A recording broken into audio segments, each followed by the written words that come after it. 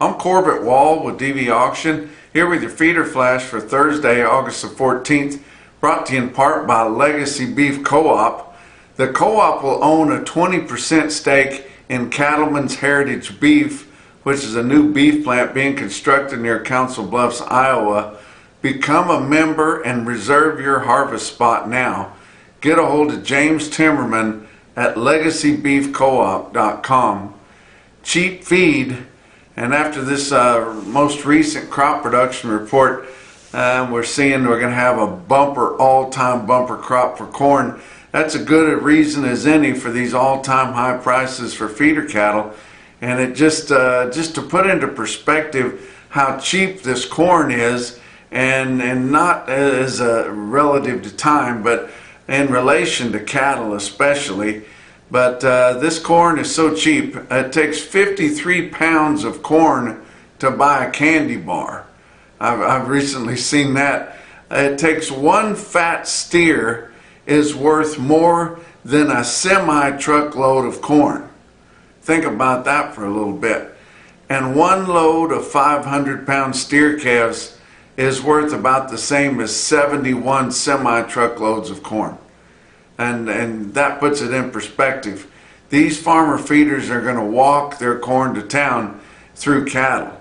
And you see how aggressive they're getting in the sales. And I mean, they're absolutely going after them. And they can get these cost of gains down there, you know, around 70 cents or so if they're doing a lot of it themselves, feeding their own corn, doing the work themselves. And they can put those pounds on really cheap. And each one of those pounds is worth a lot. So you're seeing them come into the market a whole lot here lately. Where we've seen earlier this week where Secretary Rollins, the Secretary of Agriculture, is going to be making a big announcement about the New World screwworm this week. So we're on pins and needles waiting to see what that's going to be. Is she going to open the border back up? Is she going to take more action on getting this screwworm under control? We're not sure what's going to happen. It's going to affect the market. It's going to affect the board whenever it does come out. But it's likely going to be a big market mover, and we'll just have to wait to see what it is. I want to announce that we are adding another sale barn market to our family of broadcasted sale barns here at DVAuction. And their first broadcasted sale is coming up this week on Friday. It's going to be Harried Livestock in Harried, South Dakota. They're going to have a nice sale coming up, and the boys are up there installing this sale barn, putting their permanent broadcasting system in there. And then on Friday they will have their first broadcast through DVAuction. They're expecting near 2,000 yearling feeder steers off the grass there, guys. They're going to have weigh-up cows at 8 o'clock in the morning and those feeders at 9. So check them out at DVAuction.com. I want to tell you about Gelfie bulls. In the feed yard, Gelfie Balancer Influence cattle offer increased performance, improved feed efficiency, and excellent carcass merits. Gelfie Balancers add pounds, make the grade, and deliver value. For more information, go to gelfie.org. Talk about your feeder cattle market.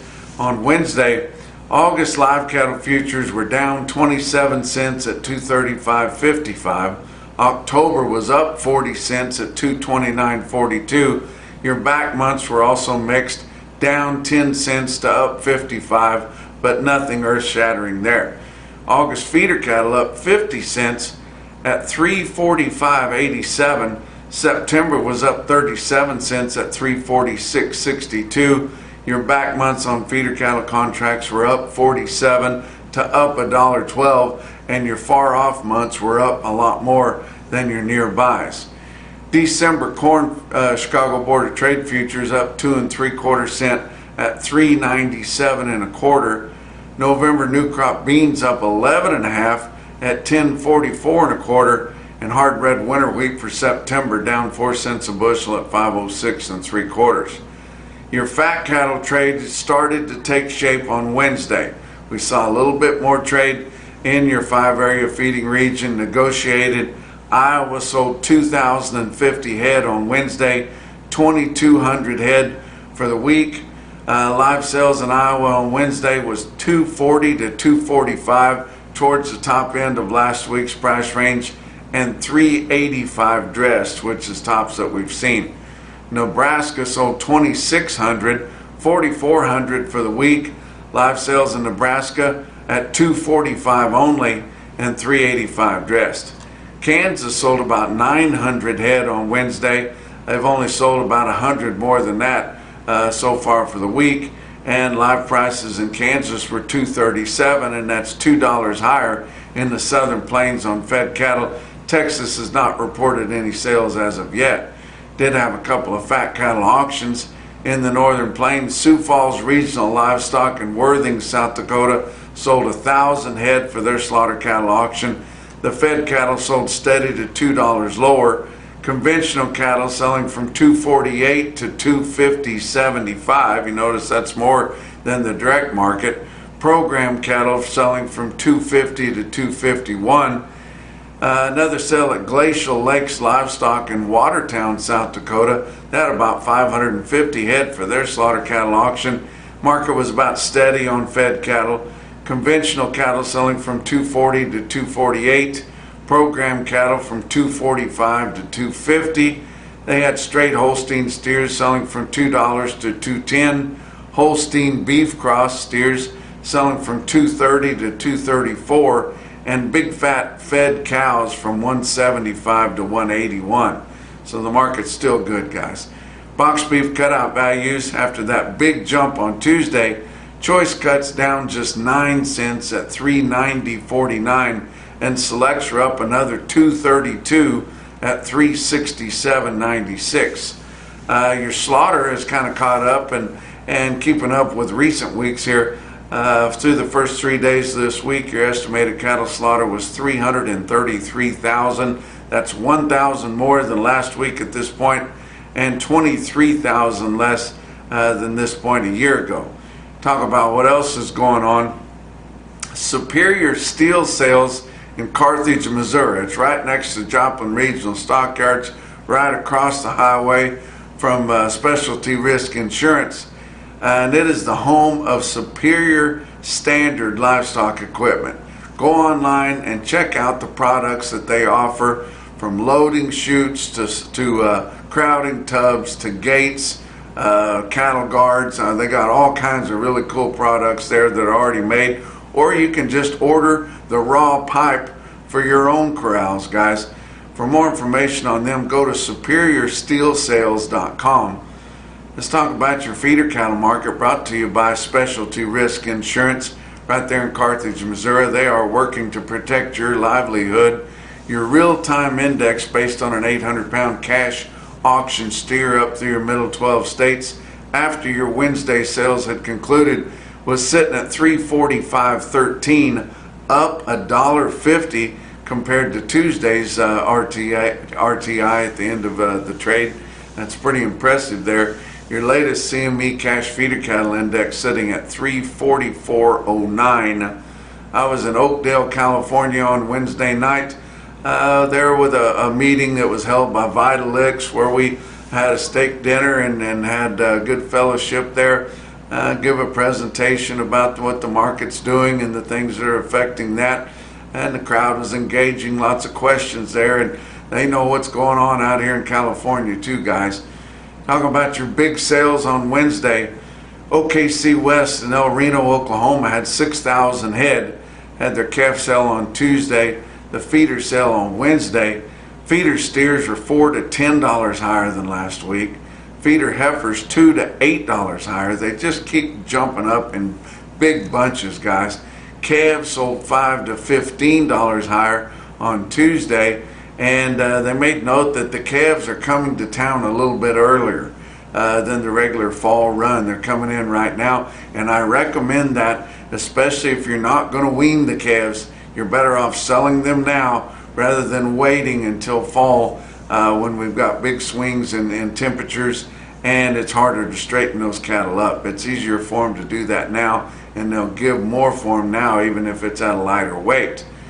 Another sale that had a big special, it was Stockman's Livestock Market in Yankton, South Dakota. They had 5,600 cattle on Wednesday. This was after the big fed cattle sale that they had on Tuesday. But they posted records there for the market, and it was their barbecue customer appreciation sale, and also your Superior Steel Sales Home of Superior Standard Livestock Equipment stick-out sale of the day. You look at this automated marker report through Cattle Market Central, and you see your best tested weights are on the heavy end. They had 175 six-weight steers. In Yankton, they averaged 679 pounds with a weighted average price of $380.06. 185 head of the seven-weight steers averaged 746 at $354.80. 534 head of eight-weight feeder steers at Stockman's Livestock averaged 840 pounds at $350.52. Now look at some of the heifers. There were 324 head of six-weight heifers, averaged 667 at $361.43. 495 head of seven-weight heifers, averaged 748 pounds at $334.81. 871 head of eight-weight feeder heifers, they averaged 849 pounds at $318.05. There were a lot of preg-checked open heifers there that were going to be replacements but come up open. 627 head of nine-weight feeder heifers averaged 932 at $303.99. The most impressive stick-out sale individual quote that I saw come out of Stockman's in Yankton was 270 head of 934 pound steers that bring $349. Big time quote. Some other individual quotes that stuck out to me all around the circuit. How about North Arkansas Livestock in beautiful downtown Green Forest, Arkansas? They sold 62 head of steers, weighed 801 at $350 through the ring in Arkansas, guys. It's a big quote. How about Springfield Livestock Marketing Center in Springfield, Missouri? Their best quote was 67 steers, weighed 742 pounds at $382.50. And even those top quality black steers out of there, this time of year, they've got a little bit of fescue hair on them, guys. But man, what a quote. How about Hub City Livestock in Aberdeen, South Dakota? 78 steers, weighed 744 at $396. Oh my gosh. How about the most impressive quote that I saw anywhere on Wednesday, and it was your Macrocin No BS top quote for the day, was out of Emporia, Kansas at Emporia Livestock Sales. It was 57 steers that weighed 1028 and bring 319. And that's your feeder flash for Thursday. I'm Corbitt Wall with this feeder flash feature. I'm going to be interviewing James Timmerman here with Legacy Beef Cooperative and Cattlemen's Heritage Beef. How are you doing, James? Good. How are you doing, Corbitt? Now, this is the first time we've met, right? That's correct. But the Timmerman name is synonymous with top quality cattle feeding and top quality beef production, right? Yes, it is. Can you tell me a little bit about that and how it ties in with this new venture? Yes. So my family is, like you said, in the cattle feeding, ranching business. All started with my grandfather in the mid-40s, moved to Omaha, Nebraska, and built a feed yard there to be closer to the stockyards. My dad and his brothers took over the family business and grew it in western Nebraska and eastern Colorado. And they themselves got involved in beef processing in the mid-90s. And so that family legacy really is expanded to two brothers and cousins who are in the cattle feeding business. And myself, I kind of chose a little different path and went into beef processing and was in the business for 25 years. And so it's kind of led me here to Legacy Beef Co-op. So you got a lot of background in this industry. What drew you to Legacy Beef Cooperative and Cattlemen's Heritage Beef? So I've heard about the project for the last few years and just got a little bit of information. We discussed the co-op model. I thought it was perfect for the industry at this time. in kind of the development of beef processing. And so I really wanted to be part of the team, and kind of coincidence, they were needing some assistance with the co-op. And so then in October of 2024, I decided to join Legacy Beef and work on the project. So last time we were interviewing Chad Tenninger, and you have become involved with him with this venture, right? That's correct. Okay. Now he has experience in this, and he was telling us about the efficiencies that he's put into this new plant. Do you see these efficiencies and how they're going to help the success of this plant in the long run? I really do, because a lot of the plants now being developed in the last 4 or 5 years, the technology is really really amplified to where it was, where there's a lot more robotics involved in the actual processing and the sorting of beef products, also in the storage, where it really helps reduce the labor needed for beef processing, which in turn, with labor being the biggest cost, reduce the cost and makes the plant much more efficient. I see. James, can you give our audience just a kind of an overview of Legacy Beef Cooperative and Cattlemen's Heritage Beef, what we're talking about exactly? Yes. So Legacy Beef Co-op is the co-op that producers will join and be members of.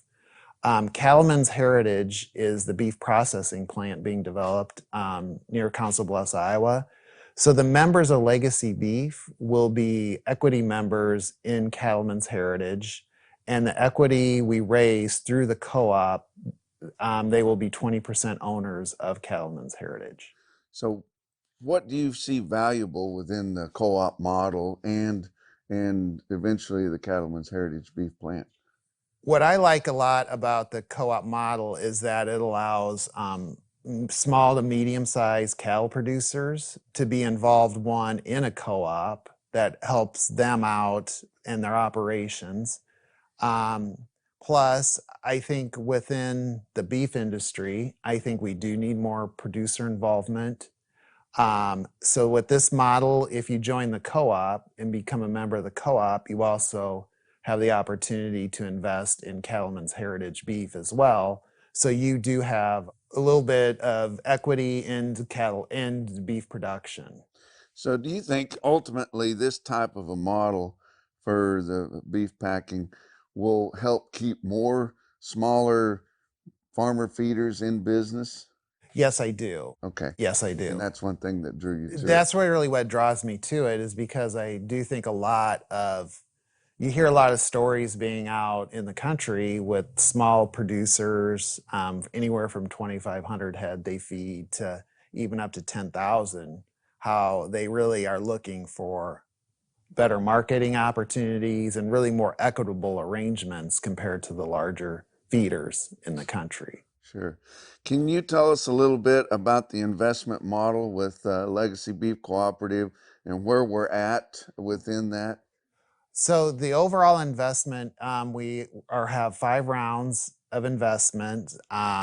Currently, we have sold through the first 2 rounds, so we're in the 3rd round. To what we are currently in right now is what we're calling our seed round, which is giving you the opportunity to reserve your space or shackle space in the investment in Cattlemen's Heritage. So right now, to reserve a spot is $10 per head. We'll reserve a spot in the co-op and you become a member of the co-op. The share price we're currently at in round 3 for the equity investment in Cattlemen's Heritage is $175 per share per shackle space. Okay. And that's gone up from the first and second. Correct. Round, So it was started at 125 for the first round, 150 for the second. So right now 175, and then round 4 is 200 and round 5 is 225. Okay. So there are advantages in getting in currently.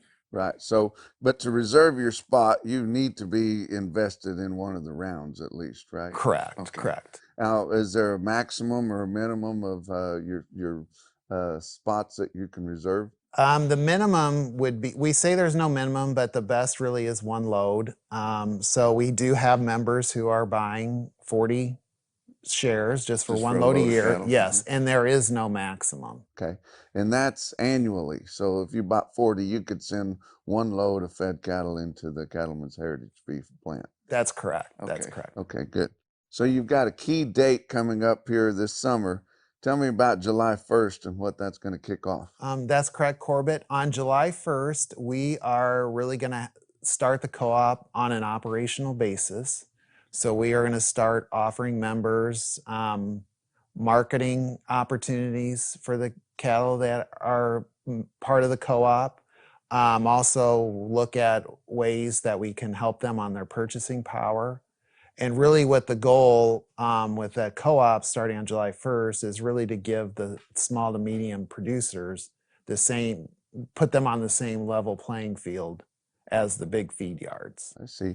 So these shares, once you purchase them, they're going to have value, right? And will you be able to market them among other shareholders? Yes. So really the way we have it structured is that per share that you purchase, you are obligated to deliver the animal.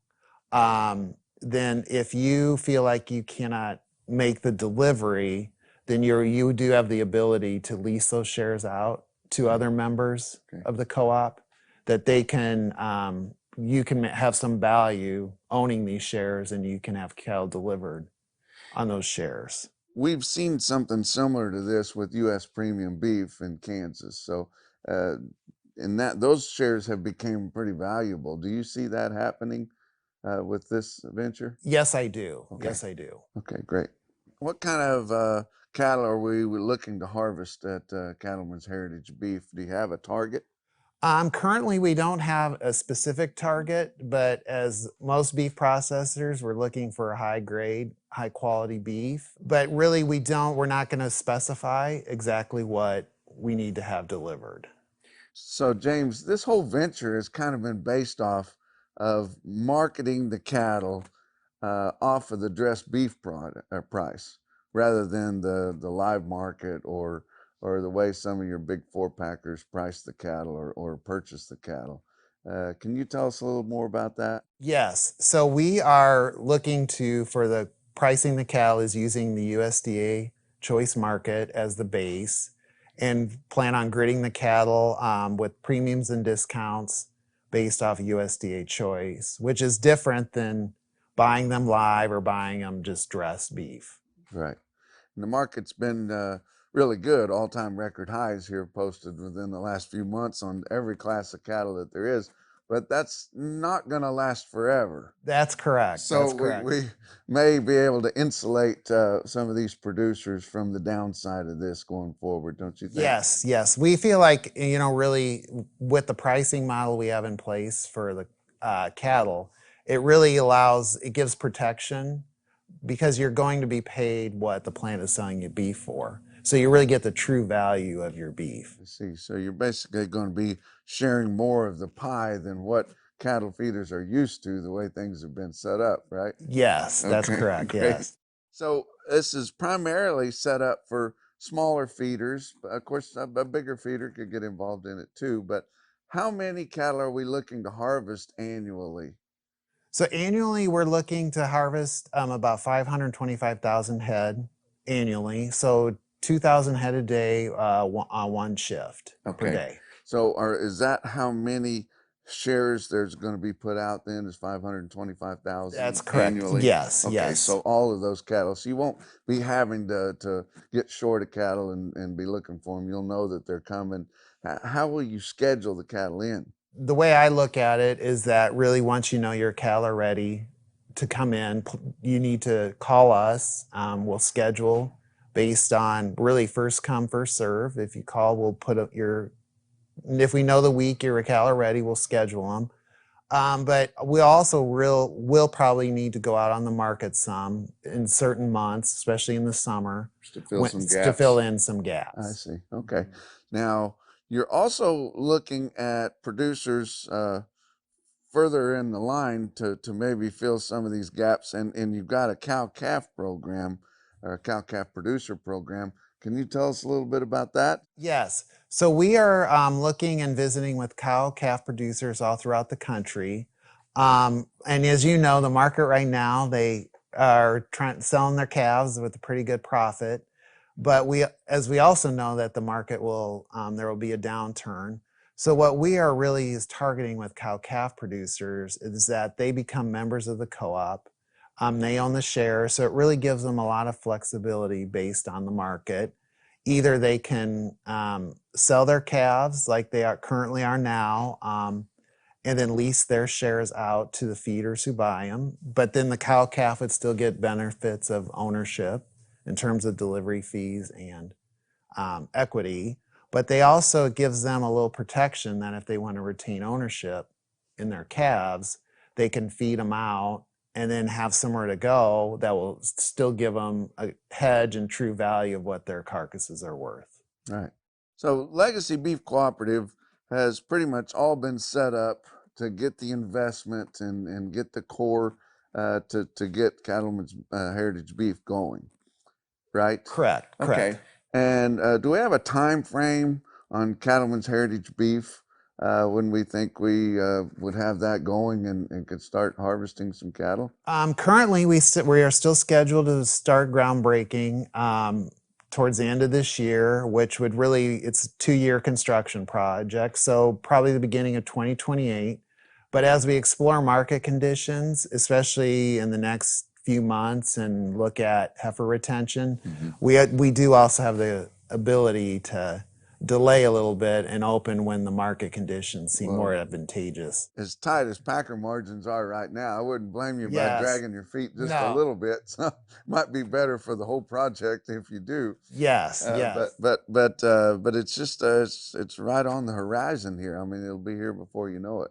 That's correct. That's correct. Okay. So of the 5 rounds of investment, we've made it through the first 2, and then we're working on the 3rd round.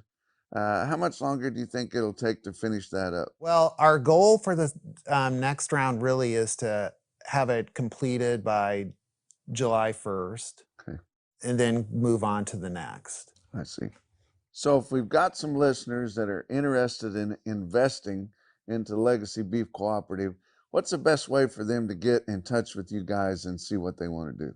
Well, the best way to get a hold of us is go to our website, which is www.legacybeefcoop.com, and there is a submission form where you can send us your information.